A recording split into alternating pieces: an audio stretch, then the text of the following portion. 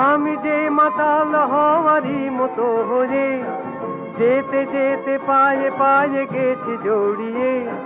কি করি ভেবে যে মরি বলবে কি লোকে, মন্দ করেছে আমাকে ওই দুটি চোখে। কি নামে ডেকে বলবো তোমাকে, মন্দ করেছে আমাকে ওই দুটি চোখে।